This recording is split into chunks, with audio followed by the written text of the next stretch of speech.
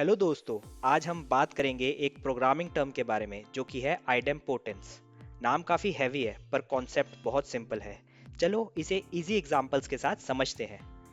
आइडेम्पोटेंस का मतलब होता है कोई भी ऑपरेशन या फंक्शन कितनी बार भी उस फंक्शन या ऑपरेशन को एग्जीक्यूट कर लो, आपका रिजल्ट सेम रहे।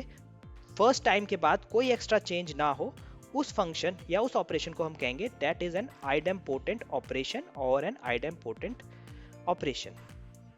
आपने फंक्शन ट्रिगर किया, आप उसको लाखों बार चला रहे हो, करोड़ों बार चला रहे हो, आपका रिजल्ट सेम रह रहा है, फर्स्ट टाइम के बाद कोई चेंज नहीं हुआ है, आप उस फंक्शन को कह दे रहे हो ये आइडेम्पोटेंट है। और जो नहीं है, जो चेंज हो जा रहा है, उसको आप कह रहे हो that is an non idempotent function. चलो इसको हम एपीआई वर्ल्ड में देखते हैं, कहाँ ये आप देख सकते हो।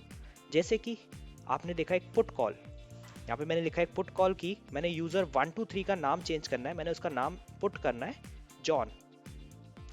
आप इस वाली क्वेरी को या इस पुट कॉल को कितनी बार भी एग्जीक्यूट कर लो, एक बार कर लो, 100 बार कर लो, यूजर का नाम अब जॉन ही रहेगा। तो ये एक आइडेम्पोटेंट ऑपरेशन है, तो हमने इसको टिक मार दिया। दूसरा एग्जांपल पोस्ट, इसको देख लेते हैं क्या ये आइडेम्पोटेंट है या नहीं।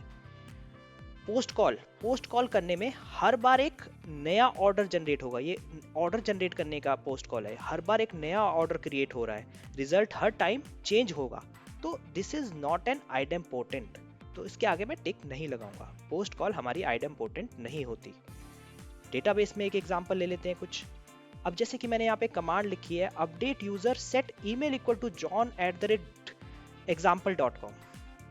तो आप सोचो ये क्या होना चाहिए, ये आइडेम्पोटेंट होना चाहिए या नहीं होना चाहिए? क्योंकि आप एक बार रन कर लो या 100 बार रन कर लो, कितनी बार भी रन कर लो, ईमेल सेम रहेगा, तो ये भी आइडेम्पोटेंट हुआ, इसके आगे भी हम टिक लगा देते हैं। अब एक एग्जांपल है update wallet set balance equal to balance plus 100। क्या ये आइडेम्पोटेंट है? नहीं। क्यों नहीं है? क्योंकि बैलेंस हर बार बढ़ रहा है, आप इसको 10 बार चलाओगे तो 10 बार आपका 100 ऐड होगा। अगर आप इसको एक बार चलाओगे, फॉर एग्जाम्पल आपका बैलेंस 100 था पहले, आपने एक बार चलाया वो 200 हो गया, दूसरी बार चलाया वो 300 हो गया, क्योंकि बैलेंस को हमने बार बार इक्वल किया है बैलेंस प्लस 100 के। ऐसे ही 400 500 हर बार इंक्रीज हो रहा है, हर बार रिजल्ट चेंज हो रहा है। तो this is also not an idempotent operation, तो इस पे भी हम टिक नहीं मारेंगे। और देखते हैं यूआई का एग्जांपल लेते हैं कोई।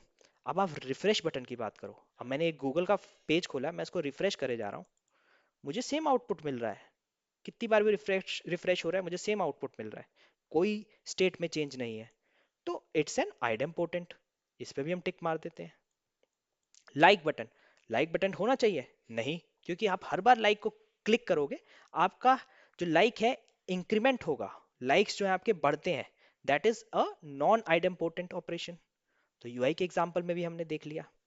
अब इसको हम एक छोटा सा रिकैप लेते हैं, एचटीटीपी में और कॉल्स देखते हैं। अगर मैं गेट कॉल कर रहा हूँ, अगर मैंने गेट कॉल करी एक कि मुझे यूजर चाहिए डाउटी नाम का, तो वो गेट कॉल हमारे हमारे को सेम रिजल्ट देगा हर बार, so that means it is also an idempotent. Get call is an idempotent.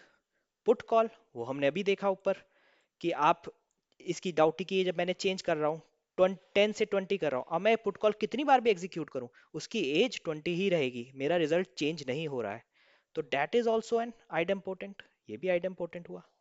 Post call, अब मैंने ऑर्डर का एग्जाम्पल लिया था, हर बार आप पोस्ट करोगे एक नया ऑर्डर क्रिएट हो रहा है, नया ऑर्डर क्रिएट हो रहा है यानी कि स्टेट चेंज हो रही है, that means it is also this is not an idempotent operation. ये दो तो है, गेट एंड पुट है, लेकिन पोस्ट में स्टेट चेंज हो रही है, so this is not idempotent. Delete की बात कर लेते हैं। एक बार आपने किसी चीज को डिलीट कर दिया, फॉर एग्जांपल मैं इस यूजर को डिलीट कर देता हूँ डॉट टी को, तो हर बार मेरी स्टेट चेंज नहीं हो रही है, एक बार डिलीट होने के बाद स्टेट हमेशा स्टैटिक रहेगी, सेम रहेगी।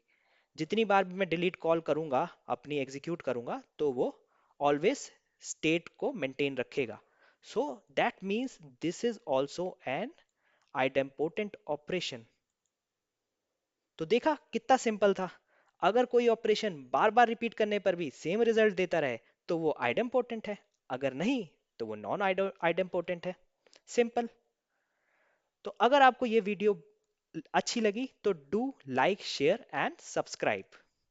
मिलते हैं नेक्स्ट वीडियो में।